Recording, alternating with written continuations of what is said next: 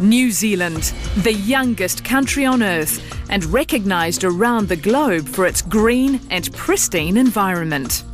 It's an environment that is central to New Zealand and the Kiwi way of life. In 2007, the New Zealand government made the bold pledge to become the world's first carbon-neutral, truly sustainable nation. It was an undertaking the entire country embraced, especially the tourism industry. New Zealand relies heavily on the tourism dollar. It is New Zealand's single largest foreign earner, accounting for 9% of the total gross domestic product. The main reason visitors come to New Zealand is for our environment, so looking after it is not only vital for tourism, but also the country's economy. The green image is so important for New Zealand because we've been using it now for 100 years. It's been part of our marketing from the very start and is still core to everything we do in the international marketplace. One of the key platforms of the new tourism strategy is environmental protection and sustainability. In addition to that, we're incorporating sustainability as one of the key assessment measures in our Tourism Qualification Authority, which is Qualmark, which assesses tourism businesses' quality and their performance. One of New Zealand's largest tourism operators is Real Journeys. The company hosts more than 700,000 tourists a year in and around the Fiordland region, one of the most environmentally sensitive areas of New Zealand. The possible environmental effect that volume of people could have is daunting, but the company is well aware of its responsibilities. We achieve being environmentally responsible in a number of ways. We support conservation causes, we invest in technology, we reinvest in our plant and equipment to ensure that we're operating modern, low-emission type equipment. We get into recycling. We do whatever we can to ensure that we operate in the most environmentally sustainable manner. We also support a number of organisations that are working hard on, for example, removing pests from the areas in which we operate. Our own staff and some of our visitors indeed also get involved in pest eradication, setting trap lines, raising funds to try and return New Zealand to what it once was. Real Journeys, like many other operators, works closely with the Department of Conservation. DOC's job is to protect and preserve our natural resources, and with 30% of New Zealand set aside in reserves, it's a big job. With many businesses operating within our national parks, the relationship between conservation and tourism needs to be symbiotic. When we started out, there was tension, and we've learnt to live together. And the reason that we've learnt to live together is that we've got a common objective. DOC is essentially focused on making sure that our natural places are healthy and they're there for people to enjoy. What people in New Zealand want when they go on holiday, and what overseas visitors want and expect, is to see those places and to have the experiences that we tell them.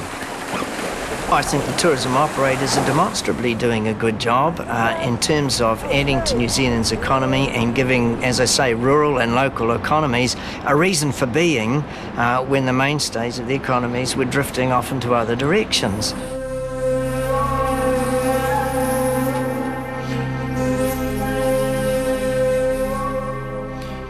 A good example of using natural resources to re-energise a failing economy is Whale Watch Kaikoura. The primary aim was to try and create employment. We're looking at a depressed community back in 1987. Unemployment was really, really high, especially among Maori, and we needed to find a way to create a future here for our people. We didn't have the option to move to another part of the country. This is where we had our roots.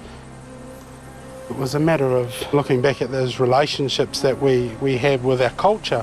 The concept of manaakitanga and kaitiakitanga are concepts which we have as a people, looking after your visitors, sharing with your visitors the natural resources that you have here, but in doing it in such a way that it will be there for tomorrow.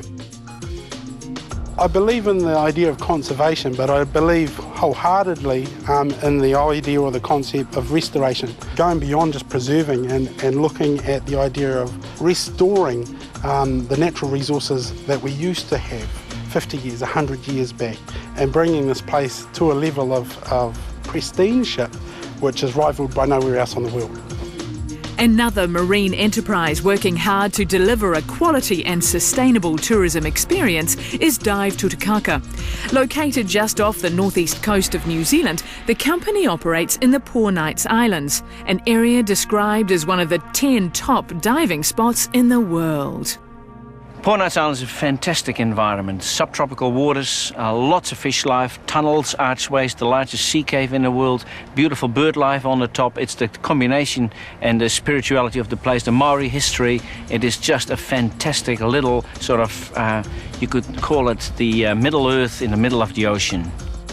Education is actually one of the biggest returns we give to our customers. Besides having a good time and really enjoying the marine environment, they come back with a lot of knowledge about the marine environment here in New Zealand, and they are raving, and they start to see the benefits of marine reserves and the practice of using marine reserves in a sustainable manner.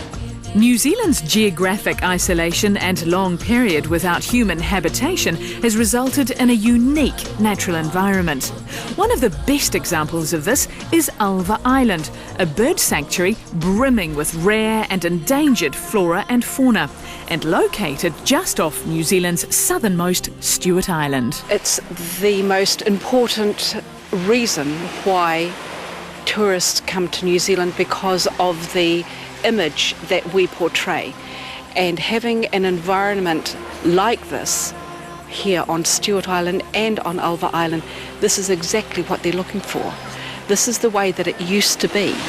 This is how it can be if everyone does their little bit in trying to bring back New Zealand the way that it was probably only about 200 years ago. It's not that long. New Zealand is a unique and extraordinary place. It may be a small country, but it's big on the environmental pledge. Its people have accepted and acknowledged the challenges that lie ahead. They've embraced the Maori concept of kaitiakitanga, which means to preserve and protect Aotearoa New Zealand for generations to come. I'm proud that we are out there with world-leading strategies on cap and trade schemes on emissions, and that we have these big plans which are realisable across afforestation and reforestation and renewable energy and public transport and waste strategies. I think we can show how a small country that cares can get it right. My perfect vision for the New Zealand tourism industry is that we touch visitors in a certain way when they come here, so that they go away feeling enriched and with a different attitude to the world. And I'd sum that up by saying that we perhaps could change the world one visitor at a time.